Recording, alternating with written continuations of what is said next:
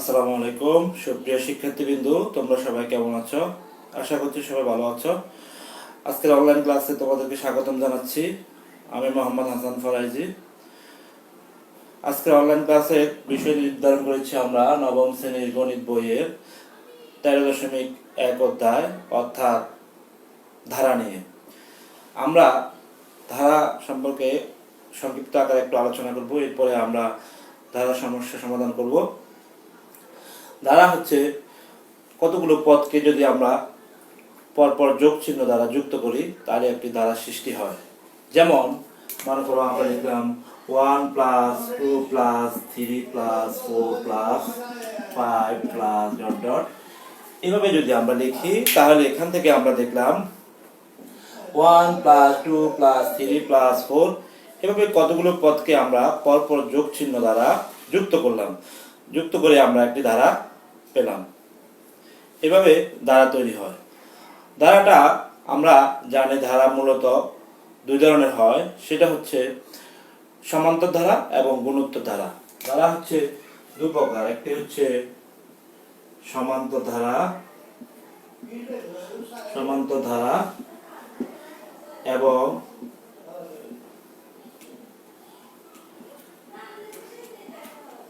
গুণোত্তর ধারা। আজকে আমরা আলোচনা করব সমান্তর ধারা নিয়ে। সমান্তর ধারা এবং গুণোত্তর ধারার মধ্যে আমরা সমান্তর ধারা নিয়ে আলোচনা করব। তাহলে তোমরা দেখো, সমান্তর ধারা বলতে আমরা বুঝি, সমান্তর ধারা হচ্ছে কোন ধারার পরপর যতগুলো পদ থাকে, যে কোনো একটি পদ থেকে এর পূর্ববর্তী পদকে যদি আমরা বিয়োগ করি, যে কোনো একটি পদ থেকে এর পূর্ববর্তী পদকে আমরা যদি বিয়োগ করি, সব সময় বিয়োগফল একই রকম আসবে, তখন ওই ধারাটিকে বলা হবে সমান্তর ধারা। যেমন আমরা বলতে পারি 1 + 3 + 5 + 7 + 9 + ডট ডট দিলে এই একটি ধারা। এই ধারাটিতে আমরা যদি, যেমন আমরা যদি 3 থেকে 1 কে বিয়োগ করি 2 পাই, 5 থেকে 3 কে বিয়োগ করি আমরা 2 পাই, 7 থেকে 5 কে বিয়োগ করি আমরা 2 পাই। অর্থাৎ আমরা দেখতে পাচ্ছি প্রত্যেক ক্ষেত্রেই আমরা যখন কোন একটি পদ থেকে এর পূর্ববর্তী পদকে বিয়োগ করি তাহলে সবসময় আমরা 2 পাচ্ছি। তাহলে এখানে আমরা দেখতে পাচ্ছি কি সবসময় অন্তরফল অর্থাৎ বিয়োগফল 2 হচ্ছে, অর্থাৎ যে কোনো একটি পদ থেকে এর পূর্ববর্তী পদের পার্থক্য একই রকম থাকছে। এই জন্য এই ধারাটিকে বলা হয় সমান্তর ধারা। আমরা আজকে সমান্তর ধারা নিয়ে আলোচনা করব। এখন আমরা দেখব এই সমান্তর ধারার মধ্যে এই প্রথম পদটিকে, অর্থাৎ 1 কে বলা হবে প্রথম পদ। 1টা হচ্ছে প্রথম পদ, আর 3টা হচ্ছে দ্বিতীয় পদ। এভাবে তৃতীয় পদ, চতুর্থ পদ, পঞ্চম পদ সবগুলো আমরা পর্যায়ক্রমে পাবো। এবং আমরা যে প্রথম পদকে আমরা সমাধান করার ক্ষেত্রে এ দিয়ে প্রকাশ করি, প্রথম পদকে আমরা প্রকাশ করি এ দিয়ে, এবং যে অন্তরফলটি আমরা পাই প্রত্যেকটি পদ তার পূর্ববর্তী পদের যে পার্থক্য বা অন্তরফলটি আমরা পাচ্ছি তাকে আমরা সাধারণ অন্তর বলে থাকি। সাধারণ অন্তর, যাকে আমরা ডি দিয়ে প্রকাশ করি। অর্থাৎ এই ধারাটির ক্ষেত্রে যা আমরা পাচ্ছি সবসময় 2। সাধারণ অন্তরকে আমরা ডি দিয়ে প্রকাশ করি। এবং পদসংখ্যা, কতটি পদ আছে, পদসংখ্যাকে আমরা n দিয়ে প্রকাশ করি। n দিয়ে, পদসংখ্যাকে আমরা প্রকাশ করি n দিয়ে। এবং এই ধারাতে আমাদের শেষ পদটি উল্লেখ নাই, যদি শেষ পদটি উল্লেখ থাকতো তাহলে শেষ পদটিকে আমরা পি দিয়ে প্রকাশ করি। তাহলে আমরা এখন এই যে আমরা আবার প্রথম থেকে একটু রিক্যাপ করি তোমাদের সুবিধার্থে। আমরা কোন একটি কতগুলো সংখ্যাকে কতগুলো সংখ্যা বা অনুক্রমকে যখন যোগ চিহ্ন দ্বারা যুক্ত করব তখন আমরা একটি ধারা বা সিরিজ পাবো।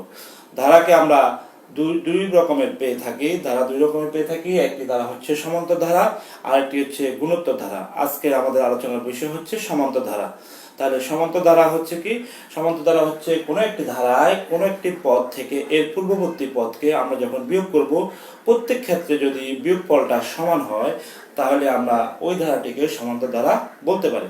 তাহলে সমান্তর ধারার প্রথম পদটিকে আমরা প্রকাশ করি এ দ্বারা, এবং সমান্তর ধারার যে অন্তরটি সমান অন্তরটি আমরা পেয়ে থাকি তো সেটিকে আমরা প্রকাশ করি ডি দ্বারা।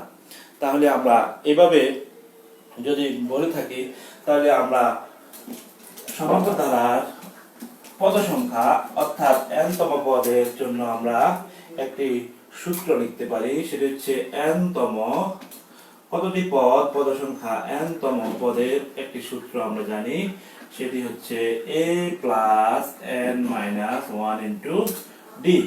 a plus n minus 1 into D, এটি আমরা সমান্তর ধারার ক্ষেত্রে এখন এতটুকু পর্যন্ত প্রয়োগ করে দেখব। এখন এই সূত্রটি প্রয়োগ করে আমরা একটি সমস্যার সমাধান করে তোমাদেরকে দেখাবো। তাহলে আমরা একটি সমস্যা লিখি।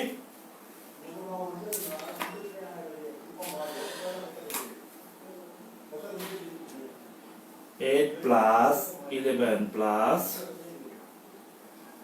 14 plus 70 plus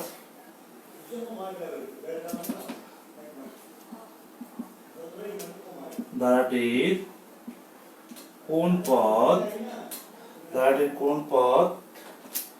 393। অর্থাৎ এই ধারাটি যদি এভাবে চলতে থাকে 8 প্লাস 11 প্লাস 14 প্লাস 17 অর্থাৎ 17 প্লাস, এভাবে যদি চলতে থাকে কততম পদে গিয়ে ধারাটির পদ সংখ্যাটি হবে 392। এটি আমাদেরকে এখন এখানে বের করে দেখাতে হবে। তাহলে তোমরা দেখো এখানে আমরা কি পাচ্ছি, আমরা যে আলোচনা করেছি সেখান থেকে এখানে প্রথম পদ a ইকুয়াল টু 8, সাধারণ অন্তর d equal to 11 minus 8 equal to 3। আবার 14 থেকে যদি আমরা 11 বিয়োগ করি তাও আমরা 3 পাবো। আবার 17 থেকে যদি আমরা 14 কে বিয়োগ করি তাও আমরা 3 পাচ্ছি। তাহলে প্রত্যেক ক্ষেত্রে যেহেতু 3 থাকে তাহলে আমরা একটি বাইর করে দেখাতে পারি যে সাধারণ অন্তরটি হচ্ছে 3।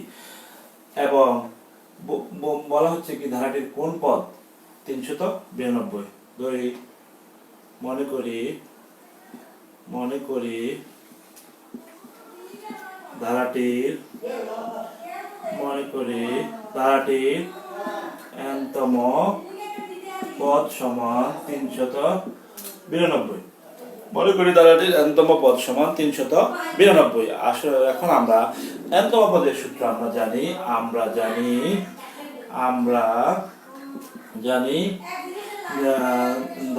জানি সমান্তর ধারার n তম পদ আমরা জানি সমান্তর ধারার n তম পদ সমান a plus n minus 1 into D.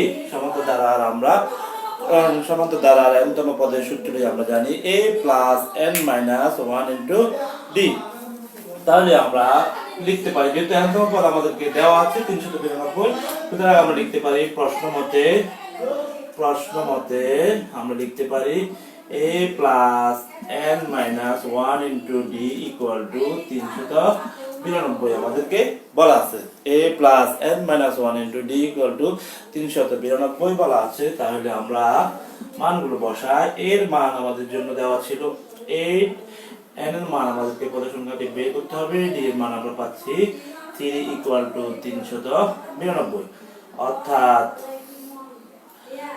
3n minus 3 equal to 392 minus 8, অর্থাৎ 3n equal to 384 plus 3, অর্থাৎ n equal to 387 ভাগ 3।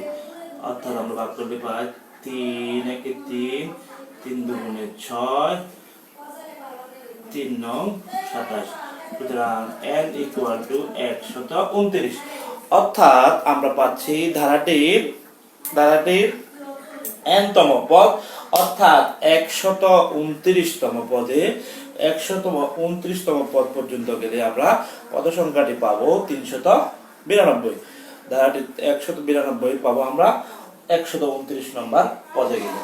এখন আমরা তোমাদের বোঝার সুবিধার্থে আরেকটু বুঝিয়ে বলি। সেটি হচ্ছে আমাদেরকে একটি সমান্তর ধারা দেওয়া আছে, সেটি হচ্ছে 8, 11, 14, 17 ধারাটির কোন পদ 392 আমাদেরকে দেখাতে বলা হয়েছে। তাহলে আমরা যেহেতু এটি একটি ধারা, এই ধারাটি কোন ধরনের ধারা আমরা বোঝার জন্য সেটি বুঝতেছি। সেটি হচ্ছে আমরা আলোচনায় বলেছি কোন একটি ধারা যদি যে কোনো একটি পদ থেকে এর পূর্ববর্তী পদকে বিয়োগ করলে সব সময় যদি আমরা অন্তরফলটা একই রকম পাই, তাহলে সেই ধারাটিকে আমরা সমান্তর ধারা বলতে পারি। তাহলে এই ক্ষেত্রে আমরা 11 থেকে 8 বিয়োগ করলে 3 পাই, 14 থেকে 11 বিয়োগ করলে 3 পাই, 17 থেকে 14 বিয়োগ করলে আমরা 3 পাই। সুতরাং আমরা বলতে পারি এই ধারাটি একটি সমান্তর ধারা। তাহলে এই যে বিয়োগফলটা 3, এটাকে আমরা সাধারণ অন্তর হিসেবে প্রকাশ করি, যাকে আমরা ডি হিসেবে চিহ্নিত করি, ডি ইকুয়াল টু 3, এবং প্রথম পদটাকে আমরা এ হিসেবে বলে থাকি, এ দ্বারা প্রকাশ করি। তাহলে প্রথম পদটা এ হলে এ কে আমরা এ ইকুয়াল টু হচ্ছে এ। ধারাটির n তম পদটি আমাদেরকে বলা আছে 392, মানে n তম পদ সংখ্যাটি হবে 392। তাহলে কততম পদে গেলে ধারাটি ভাবে চলতে থাকবে, কততম পদ সংখ্যা কত নম্বর পদে গেলে আমরা 392 পাবো, সেটি আমাদেরকে বের করে দেখাতে হবে। তাহলে আমরা সমান্তর ধারার n তম পদের সূত্র জানি, সেটি হচ্ছে a plus n minus 1 into D. প্রশ্ন মতে a plus n minus 1 into D equal to, যেহেতু পদ সংখ্যা 392 পদটি আমাদের বলা আছে, 392 বলা আছে, পদ সংখ্যাটি আমাদেরকে বের করতে হবে। অর্থাৎ আমরা ডি এর মান বসালাম, a এর মান বসালাম, 8 কে আমরা অপর প্রান্তে পাঠিয়ে দিচ্ছি, 392 থেকে 8 চলে গেলে 384, আবার 3 টা এখানে মাইনাস, ওপর সাথে চলে গেলে প্লাস, 384 প্লাস 3 ইকুয়াল টু 387। আবার n টিকে রেখে দিয়ে 3 দিয়ে ভাগ করলে, 387 কে ভাগ করলে আমরা পাচ্ছি 129। অর্থাৎ ধারাটির n তম পদ, অর্থাৎ আমরা পাচ্ছি ধারাটির n তম পদ হচ্ছে 129। অর্থাৎ 129তম পদটি হবে, ধারাটির 129তম পদটি হবে 392। এভাবে আমাদের ধারার অধ্যায়টি নিয়ে ধারাবাহিকভাবে তোমাদের ক্লাস চলতে থাকবে। আগামী ক্লাসে আমরা ধারা নিয়ে আবার পুনরায় তোমাদের সামনে হাজির হব। আজকের মতো এখানে শেষ করছি। তোমাদের সুস্বাস্থ্য এবং দীর্ঘায়ু কামনা করে, তোমাদের সুন্দর ভবিষ্যৎ কামনা করে এখানে শেষ করব। তোমরা আশা করছি স্বাস্থ্যবিধি মেনে সুন্দরভাবে নিরাপদে বাসায় অবস্থান করবা এবং তোমাদের পড়াশোনা নিয়মিত চালিয়ে যাবা।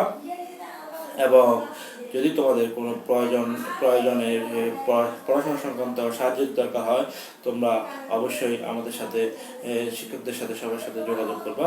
আজকের মতো এখানে শেষ করছি। আসসালামু আলাইকুম।